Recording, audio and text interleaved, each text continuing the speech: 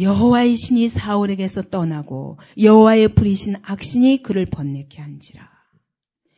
하나님께서 비록 사울이 이와 같이 끊임없이 하나님을 떠나서 하나님의 말씀을 버리고 자기 멋대로 자기 뜻대로 육신의 좋은 대로 자기가 생각하는 대로 그렇게 자기 고집대로 갑니다. 그렇지만 하나님께서는 끝까지 그를 붙들어 주셨던 것 같아요. 그러니까 그러는 순간에도 하나님은 그를 붙들어 주셨기 때문에 문제가 없었는데 드디어 14절에 보니까 다윗을 기름 부으시면서 여호와의 신이 사울에게서 떠나고 여호와의 부리신 악신이 그를 번뇌케 한지라 그랬습니다. 하나님의 신이 그에게 그가 왕으로 세움 받고 나서 일시적이나마 하나님의 신이 그에게 임했었습니다. 그러나 그 하나님의 신이 떠나고 여호와의 부리신 악신이 그를 번뇌케 했다. 이게 무슨 말이냐? 우리가 이 두 가지로 생각할 수 있습니다. 하나님이 악신을 부리신다. 그러면은 마귀가 들게 하는 것도 하나님이신가? 이렇게 생각할 수 있습니다. 그런데 그게 아니라 어떤 사람이 이렇게 얘기합니다. 예를 들면 욥에게 사단이 와가지고 뭐라고 하냐면 사단은 욥에게 온 게 아니라 하나님에게 욥을 가리켜서 사단이 말하기를 하나님이요. 하나님이 저를 재물도 주시고 부욕해 하시고 하나님이 온갖 축복을 주시니까 저가 하나님을 믿지. 만약 그에게서 하나님이 울타리가 되던 재물도 걷어가시고 건강도 걷어가시고 다 걷어가 보세요. 그가 분명히 하나님을 욕하고 하나님 믿지 않을 것입니다. 그렇게 말합니다.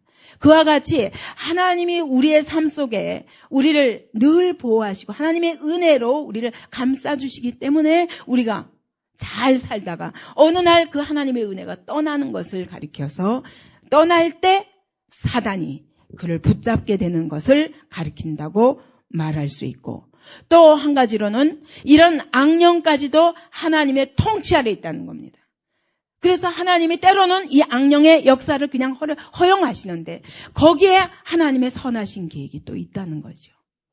그러면은 하나님이 사울에게 이와 같이 여호와의 신이 떠나자마자 악신이 그를 번뇌케 하면서 다시 말하면 이거는 뭔 것 같아요? 오늘날 용어로 바꾸면 뭔 것 같아요? 정신분열이에요.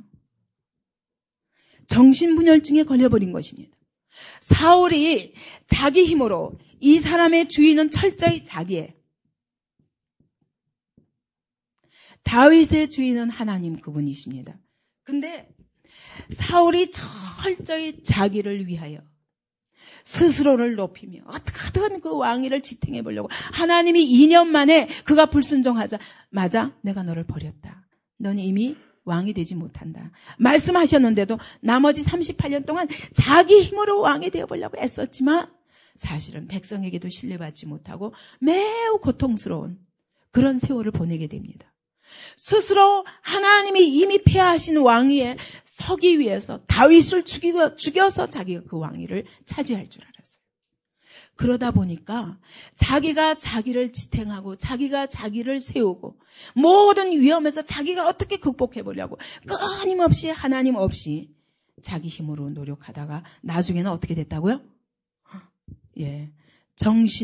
신경질환에 걸려버린 거예요. 그런데 그게 어느 정도였냐면 왜 악신이라고 말하냐? 악신이 번뇌케 한다 그 얘기는 아주 발작적인 정신질환에 걸린 것을 말합니다. 그러니까 사울이 하나님의 영이 떠나시니까 그냥 발작적인 그런 정신질환에 걸려버리면서 왜 하나님을 떠나니까 자기가 자기 힘으로 자기 인생을 버티는 것 같지만 우울증에 걸려버린 것입니다. 다윗에 대한 질투심에 불이 납니다. 그죠? 그리고 하나님이 나를 버리셨다는 피해의식으로 또 사로잡힙니다. 자기가 하나님을 버렸는데도 불구하고 하나님이 나를 버렸다는 피해의식에 그리고 나를 버리고 다윗을 세우셨다는 복수심에 불타게 됩니다. 그러므로 불안하고 공포에 사로잡히고 언제 내가 이 자리에서 쫓겨날지 몰라요.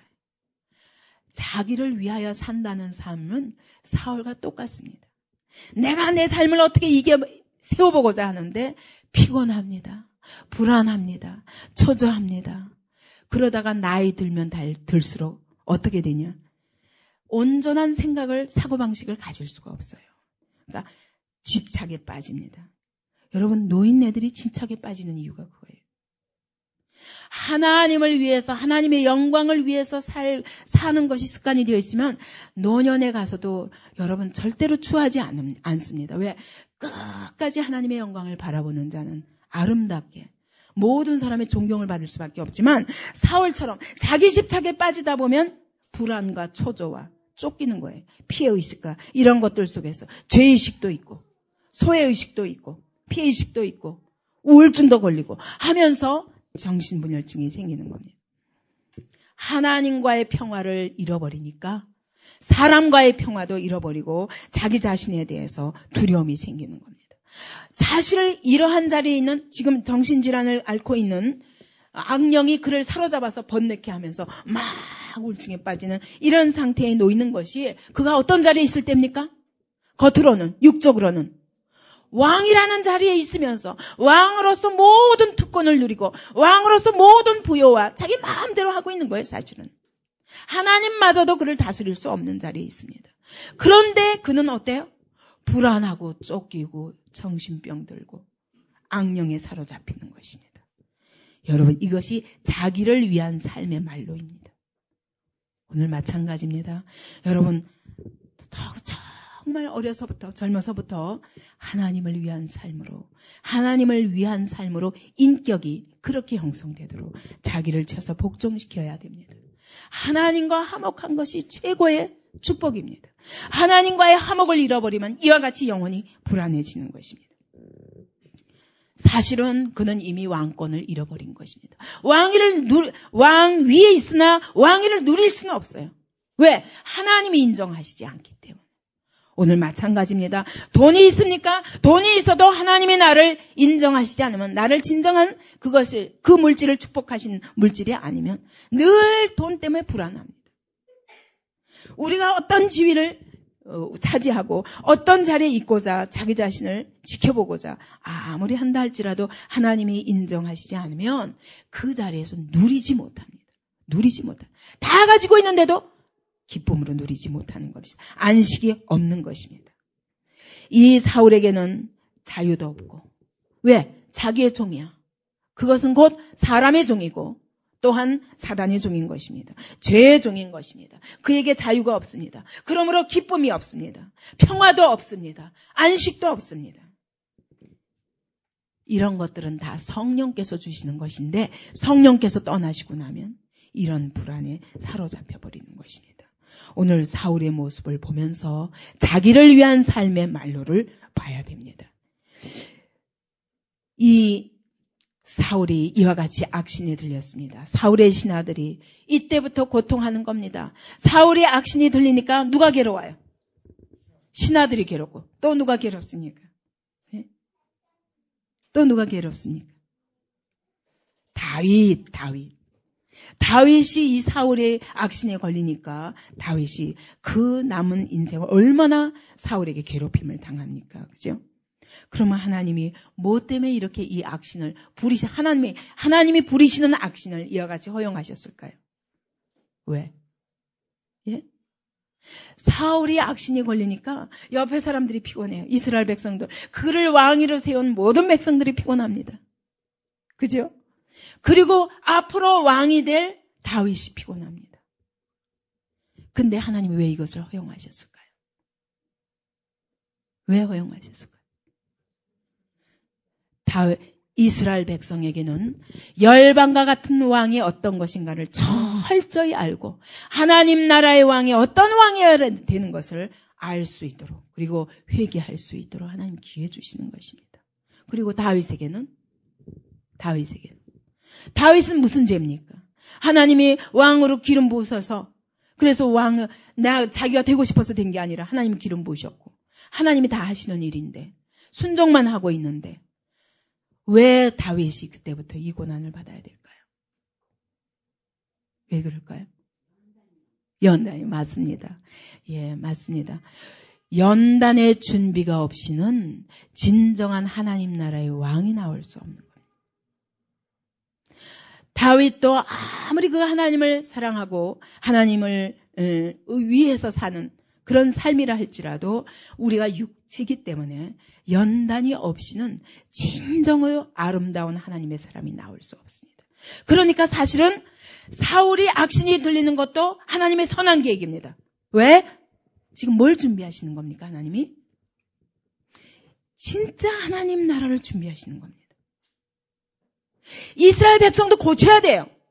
열방과 같은 왕을 구했던 그것에 대해서 값을 치르면서 하나님 나라의 왕은 어떠한 왕이어야 되는가 철저히 알아야 됩니다. 그리고 하나님은 다윗을 그러한 하나님이 기뻐하시는 왕으로 준비시키시기 위해서 이 사울의 악신 들리는 이 상태를 통해서 그것을 통해서 백성도 연단하시고 다윗도 연단하시면서 무엇을 준비하시는 것입니까? 진정한 다윗 왕국을 준비하시는 겁니다. 진정 하나님이 기뻐하시는 하나님의 나라를 준비하시는 것입니다. 이것이 하나님의 방법이에요. 오늘 우리 그리스도인의 삶에는 어떤 것도 우연이 없습니다. 하나님께서 이런 모든 일들에 간섭하고 계신 것입니다. 우리에게 악한 형편도 다 거기에 하나님의 선한 계획이 있습니다. 제가 전도를 하다 보면 항상 이렇게 묻습니다. 사람들이 왜 그렇게 전능하시다는 하나님이 뭐하러 선악과는 만드셔서 우리로 하여금 범죄하게 하셨으며 무엇 때문에 사단을 허락하셔서 우리로 하여금 범죄하게 하는가? 완전하신 하나님이라면 사단을 안 만들면 되지 않냐? 근데 여러분 어떻게 대답하시겠습니까? 예? 어떻게 대답하시겠습니까? 하나님 왜 사단을 만드셨을까요? 하나님이 사단을 만드신 것이 사단이 천사들의 3분의 1이 타락하여 사단이 된 것이 하나님의 실패입니까?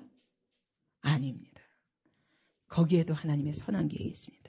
이 사단의 정체가 없으면 인간에게 정말 죄가 무엇인가를 알고 우리의 자유의지를 다하여 하나님 앞에 순복하는 사람으로 만들 수 없습니다. 로봇으로 만들 수는 있어도. 이 시험이 있기 때문에 뭐예요? 그 시험에 합당한 사람으로 만들어질 수 있었습니다. 여러분 시험을 왜 치릅니까? 어느 만큼의 실력을 만들기 위해서 계속 시험을 치르잖아요. 그죠? 이 실력을 끌어올리기 위해서. 마찬가지로 여러분 우리의 믿음을 정말 정결하고 아름다운 믿음으로 온전한 믿음으로 하나님 만드시기 위해서 사단이 필요하다니까요. 그죠? 이 사단의 시험이 없으면 우리가 시험을 받지 않으면 내 믿음이 어떤 믿음인지 알 수가 없어요. 하나님이 이 시험을 통해서 우리를 정결한 믿음으로 연단해 가시는 것입니다. 그러므로 여러분 그리스도인의 삶에는 어떤 일도 다 우리가 신앙인들은 귀에 걸면 귀걸이, 코에 걸면 코걸이라고 말하는데 그게 아니라 실제로 하나님은 모든 일을 합력하여 선을 이루십니다. 예. 그래서 이 사울에게 이와 같이 악신이 들린 것도 하나님의 선한 계획입니다. 그것을 통해서 하나님이 우리를 하나님의 아름다운 나라를 이룰 그리고 하나님의 정말 온전한 통치를 드러낼 그런 다윗을 세우는 일에 하나님이 이것이 도구가 되는 것입니다. 그래서 이 사울의 신하들이 골치가 아픕니다. 이 왕을 어떻게 하면 되나? 이 하나님의 부리신 악신이 왕을 번뇌케 하니 원컨대 우리 주는 주의 앞에 모시는 신하에게 명하여서 수금을 잘 타는 사람을 구하게 하소서. 왜냐하면 음악은 영성이 있습니다. 음악은 영적입니다. 그렇기 때문에 음악을 통해서 지금 치유한다고 수금을 잘 탈 줄 아는 사람을 구하게 하소서. 하나님의 부리신 악신이 왕에게 이를 때에 그가 손으로 타면 왕이 나으시리다. 음악을 통해서 치료를 해야 되겠다는 생각을 하게 됩니다. 사울의 신하에게 이르되 자 그러면 나를 위하여 수금 잘 타는 사람을 구하여 내게로 데려오라. 여러분 여기서 뭘 느낄 수 있습니까?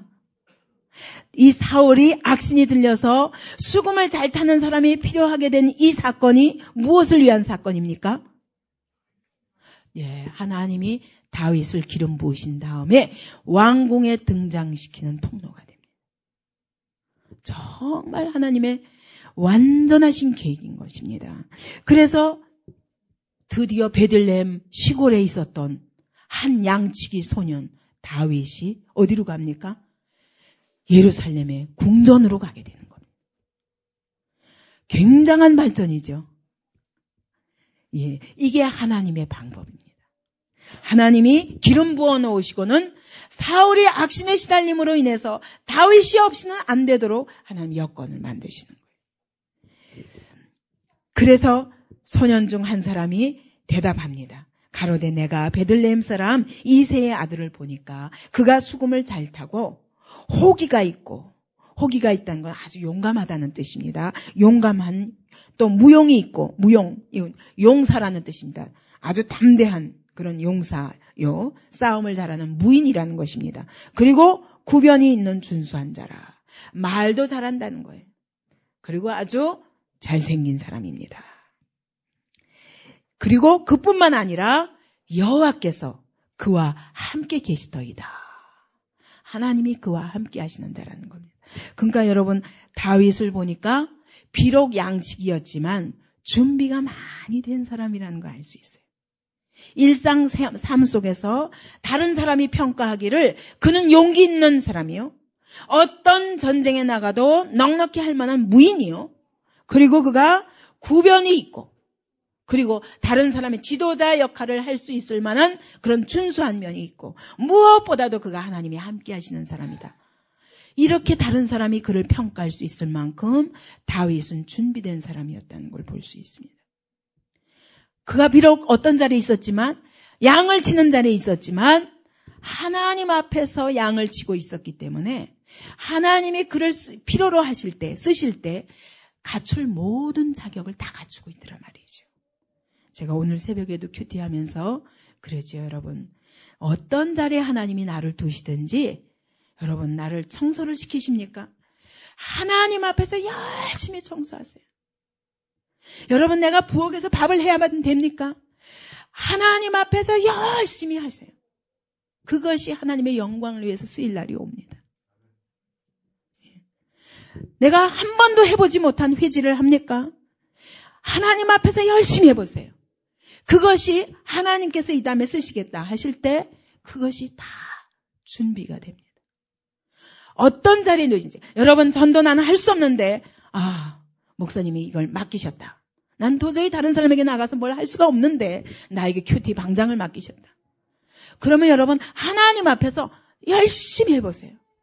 그 속에서 하나님이 나를 키워가십니다. 이렇게 모든 구석구석에서 쓰임받은 사람이라야 하나님이 정말 하나님 나라의 리더로 세우실 수 있는 것입니다. 교회 안에서도 마찬가지입니다. 자기 몸을 요리 빼고 저리 빼고 절대로 몸을 헌신하지 않는 사람은 절대로 크지 못합니다. 근데 어떤 자리든지 하나님을 위하여, 교회를 위하여, 많은 사람들을 위하여 자기 몸을 던지는 사람은 하나님이 이런 것도 개발하시고 저런 것도 개발하시고 다 골고루 개발해서 나중에 하나님이 지도자로 쓰시고자 하실 때 모든 것이 준비된 사람으로 쓰시는 것입니다. 다윗이 그런 사람이었던 것 같아요. 그러니까 양치기, 비록 양치기로 형제 중에 7 형제들이 있고 8번째 막내인데 막내는 완전히 제쳐놓은 거예요. 왜냐하면 이건 의붓 자식이고.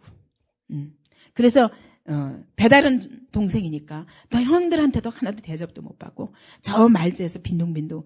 그러니까 오죽하면은 사무엘이 제사를 드리러 왔다 하면서 왔는데 제사의 자리에도 참석하지 못하게 할 만큼 그는 집안에서도 대접받지 못하는 사람이었어요. 그러나 한 번도 그는 불평을 안 했던 것 같아요. 그러니까 자기 노인 자리에서 하나님을 의뢰하고 곰의 발톱에서 내 양떼를 어떻게 하면 지키는가. 사실 내 양떼가 아니라 아버지 양떼죠. 그죠? 또 사자의 발톱에서 어떻게 이 양떼를 지키느냐. 이걸 위해서 물맷돌을 잘 준비한 사람이요.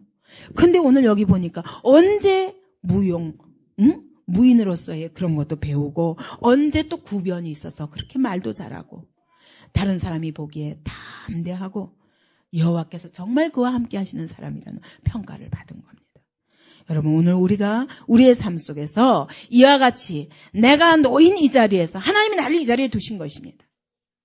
다윗이 양을 쳐야 될 때는 양을 쳐야 됐지만 하나님의 때가 되니까 갑자기 느닷없이 궁중에 불러들이셨는데 뭐 하라고요? 수금을 타라고. 그러니까 이 수금도 어떻게 해서 타게 됐겠습니까? 양 치면서 양들에게 음악을 들려주는 거예요. 그게 들에서 양을 치면서 양들이 풀 뜯어먹고 있는 동안 자기는 하나님 앞에 찬양하는 거예요. 여러분 시편을 보세요. 다윗이 없으면 시편이 이렇게 아름다운 시편이 쏟아져 나올 수가 없습니다. 다윗은 글에 있어서도 여러분 정말 우리가 이런 찬양 또 써낼 수 있어요? 없어요. 정말 하나님의 신에 충만한 사람입니다. 하나님의 신에 충만해가지고 그는 수금도 잘 타고 늘 찬양했던 거예요. 여러분 오늘도 마찬가지입니다. 찬양 그냥 되는 거 아니에요. 그냥 되는 게 아니라 어떤 사람이 찬양 잘하냐, 노래 잘하는 사람이 찬양 잘하는 게 아니에요. 그게 아니라 하나님 앞에서 늘 마음을 다하여 삶 속에서 찬양을 드리고 있는 사람이 찬양을 잘하게 되어 있어요. 왜냐? 여러분 그 찬양은 성악가가 노래를 잘해서 하는 찬양하고 다릅니다. 어떻게 다르냐? 오늘 다윗을 보니까 다윗이 수금을 치는데 사울이 악신이 떠나는 거예요. 악신을 떠나게 할 수 있는 것이 누굽니까?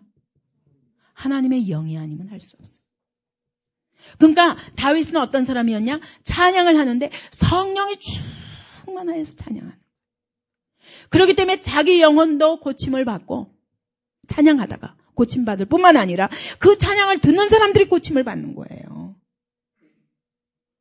그러니까 다윗이 양치기로서 비록 세상 눈으로 볼 적에는 너무 보잘것없는 일이지만 그는 하나님 앞에서 그 시간을 즐기고 있는 거예요. 하나님이 주신 그 양치기라는 그 일에 아주 하나님 앞에서 즐기며 하고 있는 거예요. 남이야 제사 드리건 말건.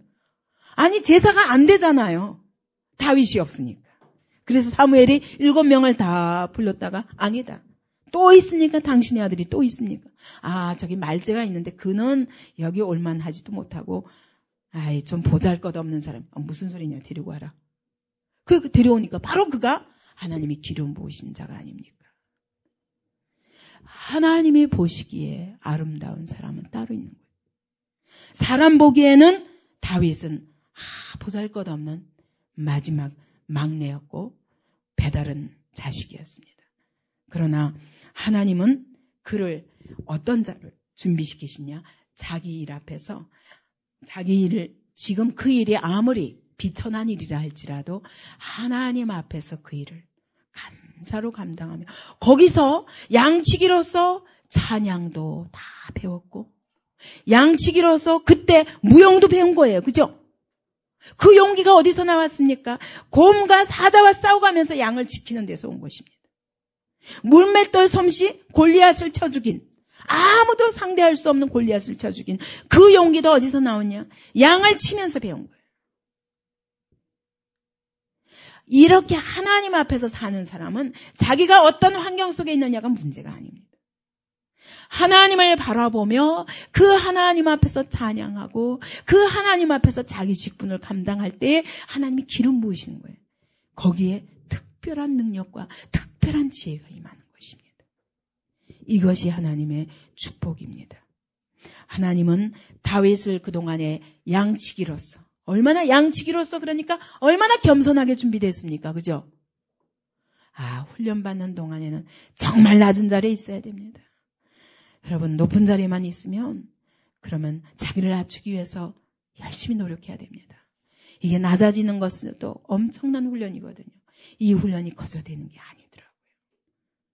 하나님이 밟으시기 전에 우리가 하나님 앞에 낮아지고 사람 앞에서도 낮아지는 것이 축복입니다.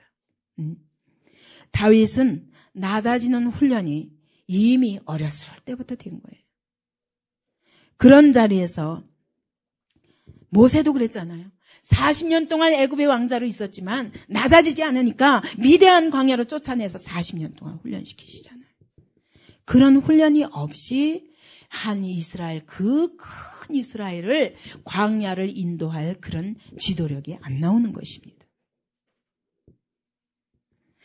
다윗도 양치기로서 훈련된 그것 가지고 아예 다윗 같은 경우는 처음부터 낮아졌기 때문에 그 가운데서 그러나 진실하게 하나님을 의뢰하며 곰과 싸우고 하나님을 의뢰하고 사자와 싸웠기 때문에 하나님을 의뢰하고 골리앗 같은 거 아무것도 아닌 거죠. 그죠? 그래서 이 다윗을 보면 오늘 우리가 어떤 자세로 우리가 하나님이 나를 어떤 자리에 두시든지 어떤 자세로 살아야 될까를 알 수 있습니다. 하나님이 이 다윗을 왕실의 경호원으로 불렀습니다. 21절에 보니까 병기 든 자를 삼았다고 그랬거든요. 수금도 타고 그 다음에 병기도 들고 나가고. 이야, 양쪽으로 이 사울에게는 굉장한 비선거예요. 그죠? 그러니까 사울의 경호원인 거예요. 경호원이자 또 뭐예요? 마음과 육에 다 경호원이죠. 그죠? 마음도 지켜주고. 그래서 이 하나님이 다윗을 불러들이시는데 베들레헴 저 시골 골짜기에 있던 그를 하나님이 기름 붓자마자 왕실의 경호원으로 그를 부르지 않으면 안 되도록 모든 환경을 몰아가시는 겁니다. 그것이 사울이 이렇게 정신병에 시달리는 것과 맞물려서 하나님의 계획인 것입니다. 여러분, 사울 밑에 가서 다윗이 자랐어요. 엘리 밑에 가서 사무엘이 어려서부터 자랐습니다. 엘리에게 배울 것 없었지만 그 엘리 밑에 가 있으면서 엘리가 제사장 노릇을 대제사장이기 때문에 대제사장이 하는 모든 일들을 다 눈으로 익히며 봤잖아요. 성막 안에서 일어나는 모든 일들을 어떻게 하는지를 다 배운 거예요. 그죠? 중심으로 하나님을 사랑하기 때문에 하나님의 법궤 앞에서 자다가 하나님의 음성을, 엘리가 못 듣는 하나님의 음성을 사무엘이 듣게 되었지만, 그러나 그렇게 되기까지는 엘리가 하는 그 성막에 가서 성막에서 하는 모든 봉사를 그가 배운 것입니다. 마찬가지로 여러분, 하나님이 사울에게 뭐 배울 게 있어요. 그러나 하나님께 중심이 준비된 사람은 상관없어요. 웃사람이 어떤 사람이든지. 중요한 거는 사울 밑에 가야 왕궁에 들어가잖아요.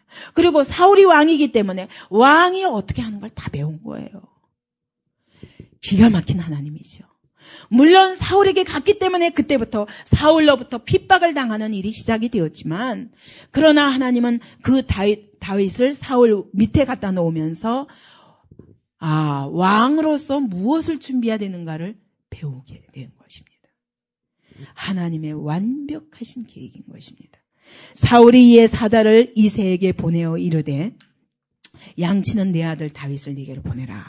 그래서 이새가 다 왕에게 바치는 여러 곡물을 보내어서 다윗을 사울에게 보냈습니다.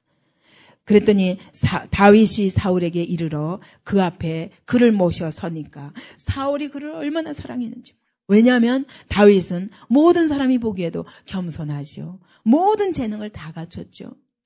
그러니까 사울도 너무너무 예뻐한 거예요. 그가 왕으로 기름 부은 자라는 걸, 내 대신 기름 부은 받은 자라는 것을 깨닫기 전까지는 다윗을 그렇게 사랑했던 겁니다.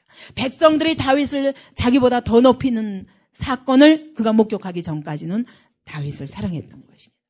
근데 여러분, 사울은 이와 같이 다윗을 사랑하다가 나중에는 다윗을 죽이려고 그렇게 쫓아다니면서 죽이려고 했지만, 다윗은 이때 받은 그 왕에게 받은 사랑을 절대로 잊어버리지 않은 것 같아요. 그러니까 나중에 보니까 어떻습니까? 절대로 왕을, 하나님이 기름 부으신 왕을 안 죽이겠다. 그래서 2번이나 왕의 옷자락만 베면서 왕이여 어찌하여 나를 미워하시나이까. 나는 이와 같이 당신을 죽일 수 있는 시간이 있었어도 나는 절대로 내가 당신을 사랑함으로 그렇게 하지 않았습니다. 왕이 왜 그러십니까? 그랬더니 사울도 너무 감동을 받아가지고 과연 너는 크게 될 인물이다. 네가 과연 왕이 될 인물이다. 이래가면서 또 죽이러 다녀요. 그죠? 그런데 이것으로 봐서도 다윗이 얼마나 사랑스러운 사람이었다는 거 알 수 있습니다. 사울이 그를 크게 사랑했다고 그랬는데 다윗은 이때 받은 사랑을 절대로 마지막 순간까지 배반하지 않습니다. 그래서 내 손으로는 절대로 사울을 죽이지 않겠다는 것입니다. 그래서 이새에게 사람을 보내면서 다윗으로 내 앞에 모셔서게 하라. 이가 내게 은총을 얻으니. 보니까 마음에 들었던 거예요. 보냈는데, 사람들이 추천해서 보냈는데 보니까 정말 마음에 드는 사람이었던 겁니다. 여러분, 다윗이 얼만큼 준비됐는지 그걸 보면 이때가 언제냐면 10대예요. 10대. 얼마나 부럽습니까?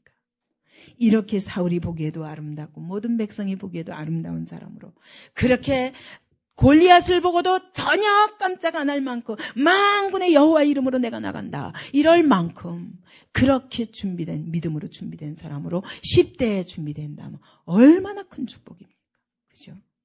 오늘 우리가 다 늦었지만 지금이라도 여러분 이렇게 하나님 앞에서 이런 인격으로 준비되기를 사모하기 바랍니다. 그때부터 하나님이 우리를 통해서 일하실 줄 믿습니다. 그래서 이 다윗이 나아가니까 사울이 치유를 받는 거예요. 다윗의 찬양에 그가 얼마나 성령 충만했으면 그 찬양 소리에 사울이 상쾌하여 낫고 악신은 그에게서 떠나가니라. 그래서 드디어 여기서부터 무엇이 시작됩니까? 다윗의 사역이 시작이 되는 겁니다. 여기서부터. 하나님이 기름 부으시자마자 아직 이름은 왕이 아닙니다. 그러나 이미 하나님 보시기에 다윗이 왕이고 사울은 이미 쫓겨난 것입니다. 오늘 마찬가지입니다. 하나님이 보시기에 비록 다윗이 쫓기는 자리에 있고 고난당하는 자리에 있지만 하나님의 옳다 하신 자리가 진짜 누리는 자리예요. 다윗은 누려요. 절대로 다윗은 자기가 뭘 하지 않습니다. 왕으로서 내가 어떻게 해야 될까? 여기서 사울에게 쫓겨다니고 왕으로 분명히 기름 부음 받았는데 왕궁에 가서 지금 경호원 노릇하고 있어. 근데 의심하지 않아요. 그리고 그 자리에서 충성하는 겁니다. 그리고 십수년 동안 이렇게 기름 부음 받고도 십수년 동안 그는 쫓겨다녔습니다. 광야로 쫓겨다니고 맨날 오늘 죽을까 내일 죽을까 3,000명의 군대를 풀어가지고 사울이 쫓아다니니까 언제 죽을지 몰라요. 그러나 그는 왜 하나님 나를 왕으로 기름 부으셨습니까? 그러지도 않고 하나님 앞에서 하나님의 뜻이 무엇인지 늘 바로 그가 쫓겨다니는 광야를 성소 삼아서 하나님과 동행하며 쫓겨다녔습니다. 그러면서 그가 한 일이 뭡니까? 찬양이에요. 찬양. 전부. 여러분 시편에 보면은 다윗이 영장으로 여두둔의 법칙을 의지하여 한 노래, 다윗이 유다 광야에서 쓴 시, 이런 게 전부 붙어 있습니다. 그러니까 이 시편들이 다윗이 그때 그 고난 당하면서 하나님을 찬양했던 그런 것들이 시편으로 기록된 것입니다. 오늘 우리가 이 사울과 다윗에 대해서 한번 비교해 보면서 오늘 우리가 어떠한 자리에 있는가? 자기를 위하여 사는 자인가? 아니면 하나님을 위하여 사는 자인가? 말씀을 믿고 말씀을 따라가며 말씀에 순복하며 사는 자인가? 내가 아무것도 할 필요 없어요. 그분이 말씀하시면 순종하는 것이 다윗의 전 삶이었습니다. 아니면 사울처럼 끊임없이 말씀을 버리고 자기 방법으로 사람을 두려워하며 그렇게 자기를 세우고자 하는 사람인가? 내 안에 하나님의 신이 이 다윗에게 여호와의 신이 크게 임하셨다고 하신 것처럼 이날 이후로, 그죠? 기름 부으신 날 이후로 그때부터 다윗은 시를 써도 성령으로, 수금을 타도 성령으로, 말을 해도 성령으로, 모든 것, 골리앗을 보아도 성령으로, 모든 그의 판단과 행위가 삶 자체가 성령으로 이루어지는 일입니다. 그런가 하면 사울은 철저히 말씀을 버리고 자기 방법으로 산 사람입니다. 오늘 이 두 가지 삶을 비교해 볼 때 오늘 우리가 어떤 자리에 서야 되는가 다시 한번 자기를 돌아보며 여러분 우리 오늘 나를 두신 이 자리에서 하나님 앞에 충성하는 자로 살기 바랍니다. 하나님 앞에서 공부를 해도 하나님 앞에서, 일을 해도 하나님 앞에서, 내가 오늘 억울한 일을 당해도 하나님 앞에서 하나님의 약속을 붙잡고 하나님 말씀대로 순종하며 살 때 우리의 삶을 하나님이 영광의 도구로 준비하십니다. 오늘 그러한 영광의 도구로 쓰임받을 수 있도록.